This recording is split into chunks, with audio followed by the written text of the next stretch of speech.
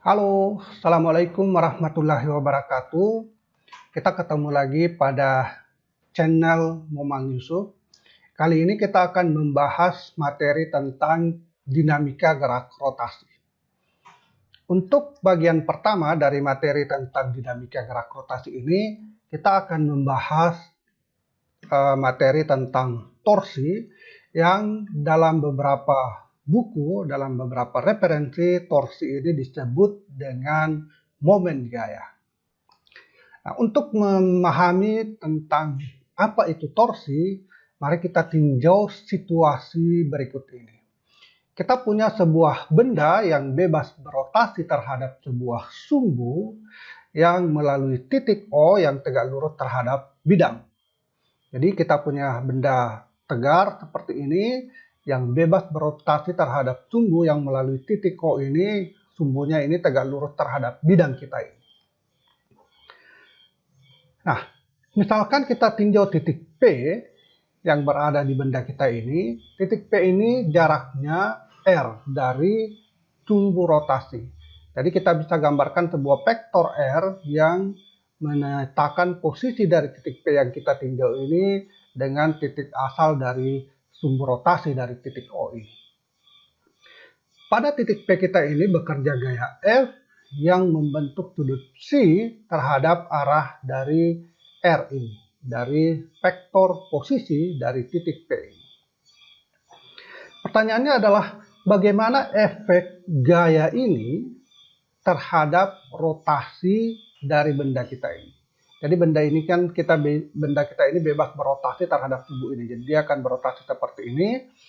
Nah, pada saat benda kita ini bekerja gaya F, misalnya pada titik P ini, pertanyaan yang ingin kita jawab adalah apa efek dari gaya F ini terhadap rotasi benda kita ini.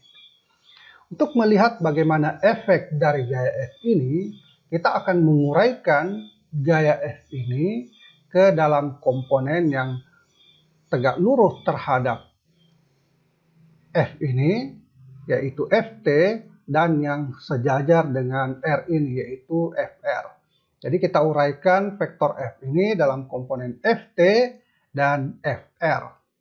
Ft ini yang menyinggung lintasan rotasi dari titik P ini pada saat benda ini berotasi. Jadi kita bayangkan benda ini berotasi dengan sumbu rotasi di titik ini, dia berotasi seperti ini, maka lintasannya akan berupa lingkaran seperti ini. Lintasan ini akan diikuti oleh titik P ini. Nah, gaya Ft ini selalu menyinggung lintasan dari gerak rotasi titik P ini selama benda ini bergerak berotasi. Ft akan selalu menyinggung lintasan. Oleh karena itu, Ft ini sering kita sebut sebagai komponen tangensial. Jadi komponen dari sebuah vektor yang selalu menyinggung lintasan dari benda yang bergerak melengkung, dalam hal ini dia bergerak berotasi, itu kita sebut dengan komponen tangensial. Nah, sedangkan yang searah dari pusat ini, yaitu komponen Fr ini, itu kita sebut dengan komponen radial dari gaya F ini. Nah, kita kembali ke pertanyaan ini. Bagaimana efek gaya F ini terhadap rotasi dari benda kita ini? Nah, setelah kita menguraikan gaya F ini menjadi komponen yang tangensial dan komponen yang radial ini, kita sekarang bisa melihat dengan jelas bahwa ternyata hanya komponen dari gaya F yang tangensial inilah yang mempengaruhi mempengaruhi gerak rotasi dari benda kita ini pada saat dia bergerak berotasi. Sedangkan yang Fr ini, komponen radialnya, ini tidak mempengaruhi gerak rotasi. Karena Anda bisa lihat Fr ini cenderung menarik benda ini sepanjang arah ini, sementara benda ini mengalami gerak rotasi yang arahnya seperti ini. Jadi yang berpengaruh hanya komponen tangensial dari gaya F ini. Jadi gaya yang berpengaruh terhadap rotasi adalah gaya yang tangensial terhadap lintasan gerak rotasi. Nah, pengaruh dari gaya F ini itu tidak hanya ditentukan oleh berapa besar dari komponen tangensial dari gaya F tersebut, tetapi juga ditentukan oleh jarak tegak lurus titik kerja gaya pada sumbu rotasi. Dalam hal ini jarak itu adalah R ini. Jadi panjang titik ini ke sini itulah yang disebut sebagai jarak tegak lurus titik kerja pada sumbu rotasi. Tentu bisa kita lihat kalau misalnya titik P ini kita pindahkan ke dalam di sini sehingga memperpendek jarak itu, maka efek dari gaya Ft ini akan berkurang.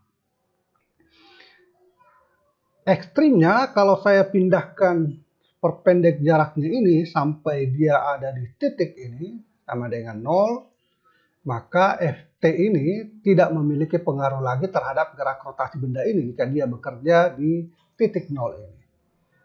Jadi kita bisa simpulkan bahwa selain besarnya gaya Ft terhadap gerak rotasi dari benda ini, pengaruhnya itu juga disebabkan oleh atau dipengaruhi oleh berapa panjang jarak bekerjanya gaya tangensial tersebut dari sumbu rotasi. Nah, yang kita maksudkan dengan torsi, yang kita simbol dengan tau seperti ini, huruf Yunani tau seperti ini kita definisikan sebagai perkalian antara R, yaitu jarak sumbu rotasi ke titik yang kita tinjau, yaitu titik tempat bekerjanya gaya, dikali dengan F, yaitu gaya tersebut, dikali dengan sin psi. Jadi torsi kita definisikan sebagai perkalian antara jarak titik kerja gaya R dikali dengan gaya tersebut, F-nya ini, dikali dengan sin psi. Sin psi ini adalah sudut yang dibentuk antara F ini dengan perpanjangan dari garis yang menghubungkan sumbu rotasi ke titik kerja gaya tersebut. Nah, persamaan ini bisa kita tulis menjadi R atau sama dengan R sin psi dikali dengan F. Karena dalam urutan variabel dalam perkalian itu tidak mempengaruhi hasil akhir dari hasil perkalian ini. Kita mau mengalikan R kali F kali sin theta, itu akan sama saja kalau kita kalikan R sin theta dulu kemudian dikali dengan F. Atau F dikali sin psi dulu baru dikali dengan R. Semuanya akan memberikan hasil yang sama.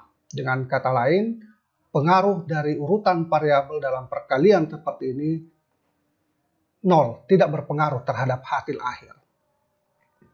Nah, walaupun tidak mempengaruhi hasilnya, tetapi bentuk perkalian ini memberikan kita gambaran yang berbeda.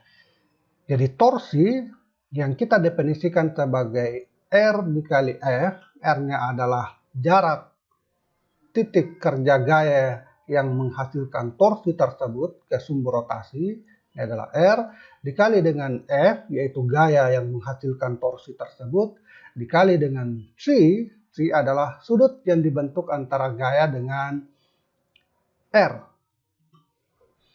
Nah, dari dua bentuk persamaan yang setara ini, meskipun memberikan hasil yang sama, tetapi memberikan kita sedikit gambaran yang berbeda.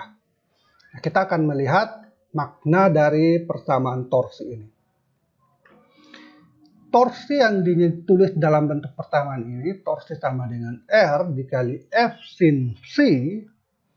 Kalau kita gambarkan seperti ini, R-nya adalah seperti yang sudah kita lihat tadi, R-nya adalah jarak dari sumbu rotasi ke titik kerja gaya F ini.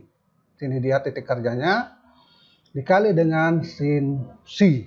Dikali dengan sin psi.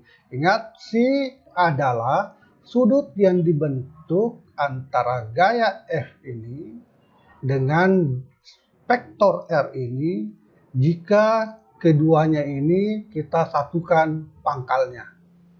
Jadi sudut psi ini adalah sudut yang dibentuk antara F dan R. F dan R. Pada saat pangkal dari kedua vektor ini, vektor F dan vektor R kita satukan. Jadi kalau Anda bayangkan, saya menggeser ini pangkalnya ke depan ke sini sehingga menyatu dengan pangkal GF ini, maka itulah sudut psi ini. Di sisi lain, tadi kita menuliskan ekuivalen dari persamaan ini adalah torsi sama dengan R sin C dikali dengan F. Jadi kalau yang pertama di sini torsi sama dengan R dikali F sin C. Sekarang ini torsi sama dengan R sin C dikali dengan F. Nah, yang mana yang kita maksudkan R sin C dikali dengan F ini? Ini dia. R sin C. C ada di sini, berarti sin C itu juga ada di bagian sini. Jadi vektor sudut yang bertolak belakang, saling membelakangi. Ini C, kalau saya buat garis lurus ke belakang di sini memperpanjang garis ini dan ini saya perpanjang ke depan, maka sudut yang di sini pasti sama dengan sudut yang di sini yaitu C. Jadi C. Nah, karena di sini adalah C, tentu kalau saya buat garis sejajar di sini, saya buat garis sejajar dengan yang ini pada sini, maka sudut yang dibentuk di sini juga adalah C sama dengan di sini. Jadi sudut di sini sama dengan sudut yang di sini kalau saya buat garis di sini yang sejajar dengan garis ini. Nah, bayangkan kita buat garis yang sejajar dengan garis ini di bagian ini, lalu di sini terbentuk sudut C yang sama. Sudut C di sini berarti R sin C di sini, suku R sin C ini, R sin C, maka panjang garis yang ada di depan di sini, yang saya pindahkan ke sini. Jadi R sin C dalam persamaan ini adalah panjang garis yang ada di sini, yang saya pindahkan ini. Jadi ini tidak lain adalah R sin C. Nah, kalau kita lihat, R sin C ini ternyata adalah jarak tegak lurus. Jadi jarak tegak lurus sumbu rotasi ini ke garis kerja dari gaya ini. Jadi garis kerja gaya F saya perpanjang menjadi seperti ini. Jarak tegak lurus sumbu rotasinya bisa saya dapatkan dengan menarik garis ke sini yang tegak lurus terhadap perpanjangan garis kerja gaya F ini. Sehingga kita sebut dengan garis jarak tegak lurus. Jadi R sin C ini tidak lain adalah garis tegak lurus, jarak tegak lurus dari sumbu rotasi, titik pusat rotasi ke perpanjangan garis gaya F. Itu yang diperlihatkan oleh persamaan R sin C dikali dengan F. Sementara yang sebelumnya ini, torsi sama dengan R F sin C akan memberikan hasil yang sama dengan persamaan ini, tetapi memiliki gambaran yang berbeda dengan yang kita lihat di sini. Nah, F sin C, kalau kita lihat ini F, kemudian ini adalah sudut C-nya, maka F sin C adalah garis ini. Garis ini yang tidak lain adalah komponen gaya F tangensial ini. Jadi komponen F sin C ini tidak lain adalah komponen gaya tangensial ini. Nah, kita lihat bahwa antara gaya tangensial ini dengan R ini membentuk sudut yang tegak lurus. Jadi lagi-lagi tegak lurus. Berarti torsi bisa kita pandang sebagai perkalian antara jarak tegak lurus sumbu rotasi ke garis kerja gaya tersebut. Jadi persamaan torsi sama dengan R kali F dikali sin C yang secara matematika bisa ditulis seperti ini, torsi sama dengan R sin C dikali dengan F. Ini memberikan gambaran kepada kita bahwa torsi itu adalah perkalian antara jarak tegak lurus sumbu rotasi ke garis kerja gaya kita. Jadi kita punya misalnya tadi yang kita tinjau adalah gaya F ini sebelum diuraikan menjadi Ft dan Ft, kita punya gaya F yang bekerja pada titik P. Nah, berapa torsi yang dihasilkan oleh gaya F terhadap sumbu ini? Persamaannya adalah, definisi torsi kita adalah perkalian antara R ini, jarak dari sumbu rotasi ke titik kerja gaya, titik tangkap gaya, dikali dengan besarnya gaya tersebut, yaitu gaya F ini, dikali dengan sinus sudut yang dibentuk antara gaya F ini dengan R ini pada saat kedua pangkalnya ini kita satukan. Itu adalah sin C, sudut C yang dimaksudkan. Nah, sin C ini menunjukkan bahwa sebenarnya yang kita inginkan di torsi ini adalah perkalian jarak tegak lurus, perkalian antara jarak tegak lurus sumbu rotasi ke garis kerja gaya. Jadi kalau saya punya gaya F ini, kalau saya perpanjang ini ke belakang garis kerjanya ini, nah saya akan mendapatkan jarak tegak lurus dari sumbu rotasi ke garis kerja gaya itu adalah garis yang ada di sini, yaitu yang diberikan oleh ini. Berarti itu adalah persamaan R sin C kali F. Atau kalau saya ambil ini F sin C, ini saya cari dulu komponen tegak lurusnya terhadap R ini, kemudian kita kalikan. Jadi ini jarak tegak lurus terhadap gaya seperti ini. Nah, itulah yang kita maksudkan dengan torsi. Pada dasarnya torsi itu adalah definisinya seperti ini.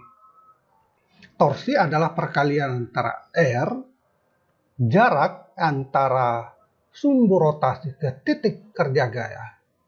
Ini adalah titik kerja gaya yang kita tinjau di sini. Dikali dengan besarnya gaya tersebut, gaya F, yaitu yang bekerja di titik ini, gaya F, dikali dengan sin C. C, sudut C ini adalah sudut yang dibentuk oleh gaya F dan R. Jika kedua vektor ini, vektor F dan vektor R, kita satukan pangkalnya. Itulah sudut C yang dimaksudkan di sini. Nah, tafsiran dari torsi itu sudah kita lihat di sini, itu adalah perkalian antara jarak tegak lurus dari sumbu rotasi ke garis kerja gaya kita. Itu bisa kita peroleh dengan mencari komponen gaya ini yang tegak lurus terhadap R ini, atau kita mencari komponen R ini yang tegak lurus terhadap garis kerja gaya itu. Persamaan itu sesuai dengan persamaan ini. Kalau kita memiliki persamaan matematika seperti ini, torsi sama dengan R kali F sin C. R ini adalah vektor posisi dan F ini adalah vektor gaya, maka ini sebenarnya memiliki bentuk penulisan standar dalam notasi vektor di matematika. Ini bisa kita tuliskan dalam bentuk seperti ini. Torsi sama dengan R cross F. Vektor posisi R ini dikali silang dengan vektor posisi dikali silang dengan vektor gaya F. Vektor gaya F. Kali silang ini, tanda silang ini menunjukkan bahwa pada saat kita mengalikan, kita memiliki dua gaya yang seperti ini dikalikan seperti ini, maka proses pengaliannya adalah kita kalikan besarnya R ini dengan besarnya F ini dikali dengan sin. Sin, sudut yang dibentuk, sudut terkecil yang dibentuk antara arah R, vektor R, dan arah vektor F pada saat kedua pangkalnya ini kita satukan. Ini adalah notasi standar dalam penulisan perkalian silang dua buah vektor dalam matematika. Tidak lain bentuk ini sama dengan yang kita tuliskan sebelumnya. Oke, agar Anda tidak terlalu bingung dengan penjelasan ini, pada intinya yang kita maksudkan dengan torsi di sini adalah perkalian antara R, jarak sumbu rotasi ke titik kerja gaya, dikali dengan F, yaitu gaya yang bekerja pada titik ini, dikali dengan sin C. C ini adalah sudut yang dibentuk oleh gaya F dengan R ketika ujung dari gaya F ini dan ujung dari R ini kita satukan. Itulah C. Jadi R kali F kali sin C, itulah yang dimaksudkan dengan torsi.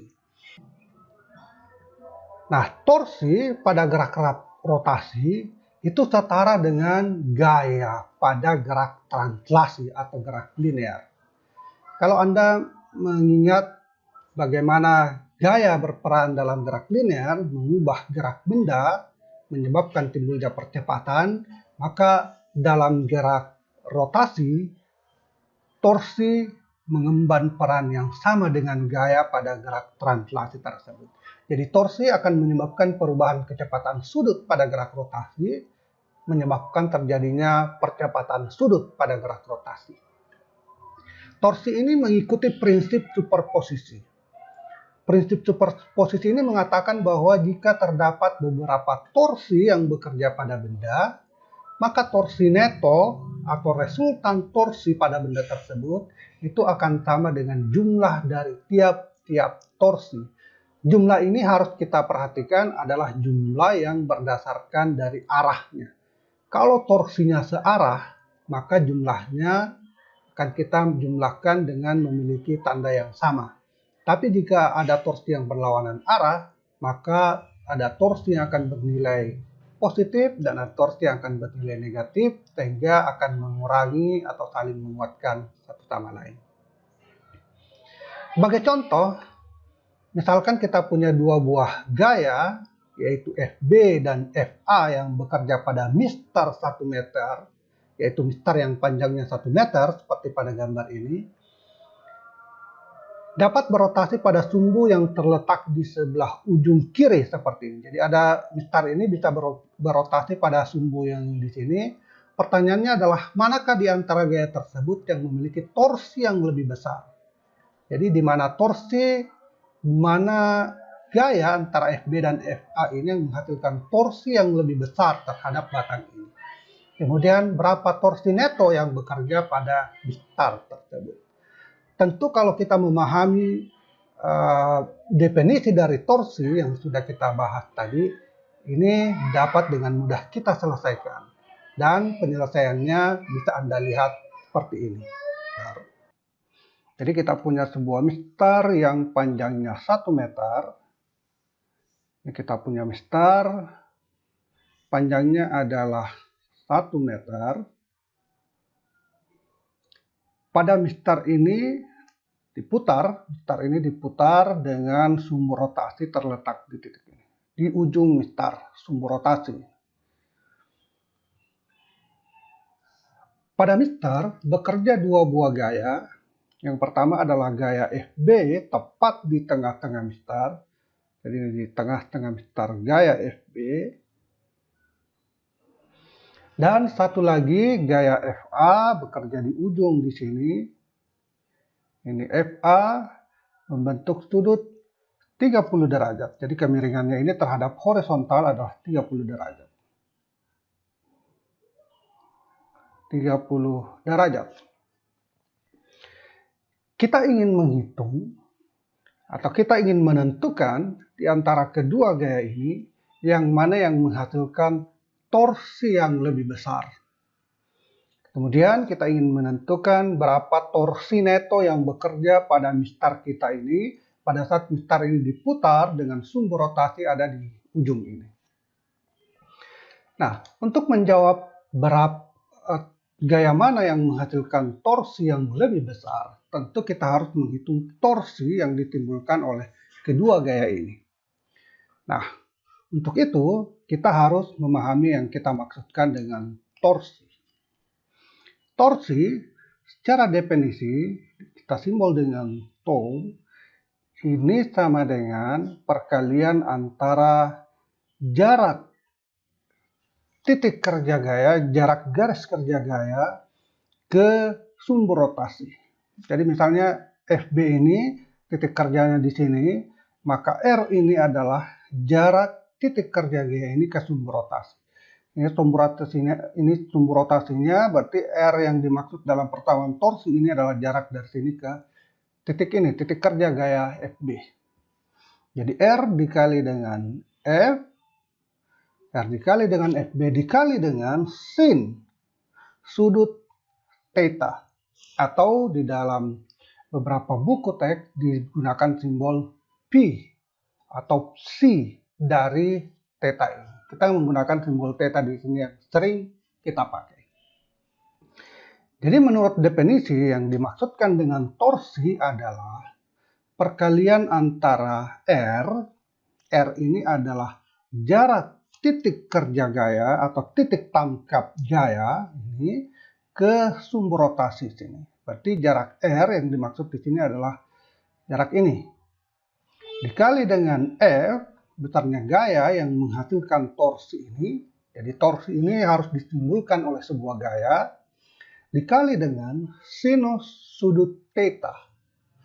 Sudut theta, yang mana yang kita maksudkan dengan sudut theta? Sudut theta adalah sudut antara, jadi theta ini adalah sudut antara R, ini adalah R, vektor R, dengan F. Sudut antara R dengan F, jika kita bayangkan, kita anggap R dengan F ini pangkalnya disatukan. Jadi sudut theta adalah sudut antara R dengan F saat kedua vektor ini, vektor R dan vektor R, pangkalnya disatukan. Dan sudut terkecil. Jadi karena ada dua sudut yang terbentuk pada saat dua buah vektor kita satukan pangkalnya, yang kita inginkan pada persamaan torsi ini, theta ini adalah sudut terkecil. Jadi sudut terkecil antara vektor R dan vektor F, ketika kedua vektor ini kita satukan pangkalnya. Kita ambil contoh untuk persamaan kita ini, untuk situasi untuk gaya B kita ini.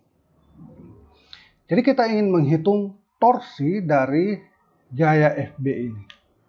Berarti kita beri simbol torsi B, torsi oleh gaya FB ini sama dengan RB, jarak titik tangkap gaya ini ke sumber rotasi, kita simbol dengan RB, dikali dengan FB, gaya yang menghasilkan torsi tersebut, dikali dengan sin. Theta tadi adalah sudut terkecil antara R dengan F. Nah, kita punya vektor R dari sini ke titik ini. Jadi kalau saya gambarkan vektor R ini seperti ini, kemudian ada vektor F yang arahnya ke atas di sini. Nah, kalau saya satukan pangkalnya ini vektor R, kemudian ini vektor B, saya kumpulkan di sini pangkalnya, vektor F. Nah, sudut theta yang dimaksud ini adalah sudut yang terbentuk adalah antara F dengan R ini, sudut terkecil. Karena ada dua sudut yang terbentuk. Ini ada sudut satu, ini juga ada sudut yang lain. Nah, di sini yang kita inginkan adalah sudut terkecil, berarti sudut theta ini. Nah, dalam situasi ini berarti theta-nya di sini adalah 90 derajat. Jadi 90 derajat, sin 90 derajat itu sama dengan 1, berarti ini sama saja dengan RB dikali dengan FB saja, dikali 1. Tapi kita tidak perlu menuliskan perkalian dengan 1 tersebut. Sama dengan RB, jarak dari sini ke sini adalah setengah dari 1 meter ini, berarti 0,5 meter. Kemudian besarnya FB diberikan sebesar 20 Newton. Berarti kita peroleh torsi oleh gaya FB ini, itu hasilnya sama dengan 10 Newton. Inilah torsi yang dihasilkan oleh gaya FB. Sekarang kita akan menghitung torsi yang dihasilkan oleh gaya FA ini. Torsi A, torsi yang dihasilkan gaya FA, sama dengan RA, jarak titik tangkap kerja gaya kita ke sumber rotasi di sini, berarti panjang ini, yaitu panjang dari mistar kita, dikali dengan FA, dikali dengan sin. Nah, sin berapa di sini? Kita harus mengingat kembali definisi dari sudut theta yang diinginkan di sini adalah sudut terkecil antara RA dengan FA. Kalau kedua vektor ini kita satukan pangkalnya. Kita punya vektor R dari sini, sumber rotasi, ke titik tangkap gaya, garis lurus, saya gambarkan seperti ini. Anggaplah vektor ini saya pindahkan ke sini. Kemudian vektor FA, arahnya seperti ini, saya gambarkan seperti ini. Ini FA, ini R. Dan sudut theta, ada dua sudut. Ini sudut yang pertama, sudut yang lain. Kita inginkan sudut terkecil, berarti sudut yang diinginkan adalah sudut theta ini. Berapa besarnya sudut theta ini? Nah, sudut theta ini kita bisa ketahui dari pengetahuan kita tentang matematika sederhana. Kalau saya buat garis lurus di sini, maka sudut dari sini ke sini adalah 180 derajat. Kalau saya buat garis tegak lurus di sini, maka sudut ini adalah 90 derajat. Sudut ini, kalau kita perhatikan ini, kalau saya perpanjang ini, maka di sini sesuai dengan gambar kita ini adalah 30 derajat. Berarti yang di sebelah sini juga adalah 30 derajat. Nah, yang kita inginkan adalah sudut yang dari sini ke sini, yang membentang dari sini, sini. Ini sudut yang kita inginkan. Dari titik ini, dari sini ke sini, sudutnya adalah 90 derajat. Berarti kita perlu mengetahui ini sudutnya berapa. Nah, dari sini ke sini juga 90 derajat. Dari sini ke sini 30 derajat. Berarti kita bisa tahu yang ini adalah, ini dari sini ke sini 90, dari sini ke sini 30, berarti yang tersisa di sini untuk cukup 90 adalah 60 derajat. Jadi yang ini 60 derajat. Dari sini ke sini 90 derajat. Berarti sudut theta yang kita cari dari sini ke titik ini, theta sama dengan 90 derajat ditambah dengan 60 derajat sama dengan 150 derajat. Berarti sudut theta yang diminta di sini, yaitu sudut terkecil yang dibentuk oleh vektor R ini dengan vektor F ini, pada saat kedua pangkalnya kita satukan adalah sudut theta ini yang tidak lain besarnya 150 derajat. Jadi sin 150 derajat. RA panjangnya dari sini ke sini adalah 1 meter. FA diberikan dalam soal sebesar 30 Newton. Dan sin 150 derajat, sin 150 derajat itu tidak lain sama dengan 1/2. Sehingga kalau kita hitung, kita akan peroleh hasil 15 Newton. Jadi torsi yang dihasilkan oleh gaya FA ini besarnya 15 Newton, sementara torsi yang dihasilkan oleh FB hasilnya 10 Newton. Jelas, dari kedua hasil ini kita bisa melihat bahwa torsi yang terbesar dihasilkan oleh gaya FA tersebut. Nah, berapa besar torsi total yang bekerja pada benda kita ini? Nah, torsi yang bekerja pada benda kita ini tidak lain adalah jumlah dari semua torsi yang bekerja pada benda tersebut. Dalam soal kita ini ada dua torsi, yaitu torsi yang dihasilkan oleh gaya FB dan torsi yang dihasilkan oleh gaya FA. Kita akan menjumlahkan dengan memperhatikan dari arah torsi tersebut. Arah torsi kita ada dua kemungkinan. Ada yang bisa memutar benda kita ini searah dengan berlawanan arah dengan jarum jam. Kemungkinan yang lain ada torsi yang memutar benda kita ini berlawanan searah dengan jarum jam. Jika kedua torsi memutar benda searah atau berlawanan dengan arah jarum jam, kedua-duanya memiliki arah yang sama, maka torsinya kita jumlahkan memiliki tanda yang sama. Tetapi kalau berlawanan, satu memutar berlawanan arah jarum jam, satu memutar berlawanan searah dengan jarum jam, maka torsinya harus berbeda tandanya atau mereka saling mengurangkan. Nah, kebetulan FB ini arah torsinya berlawanan arah dengan jarum jam, FA arah torsinya juga berlawanan arah dengan arah jarum jam. Sehingga kedua torsi ini kita jumlahkan karena memiliki tanda yang sama. Jadi torsi total sama dengan torsi oleh gaya A ditambah dengan torsi oleh gaya B.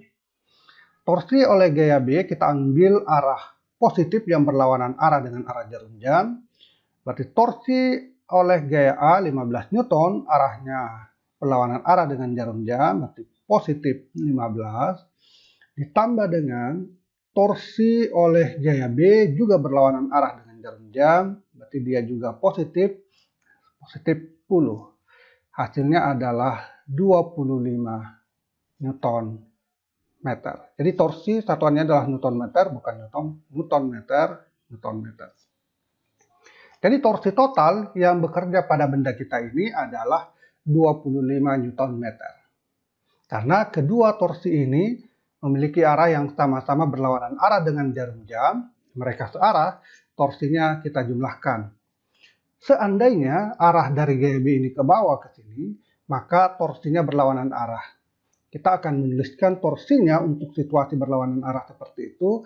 FA ini kita ambil positif, berarti torsi oleh gaya A 15, dan torsi oleh gaya B karena arahnya searah dengan jarum jam, dan itu kita anggap bernilai negatif, hasilnya min 10. Jadi kita akan peroleh 5 Newton meter jika arah gaya FB ini arahnya ke bawah. Tapi karena dia searah, maka kita jumlahkan sehingga diperoleh hasil 25 Newton meter.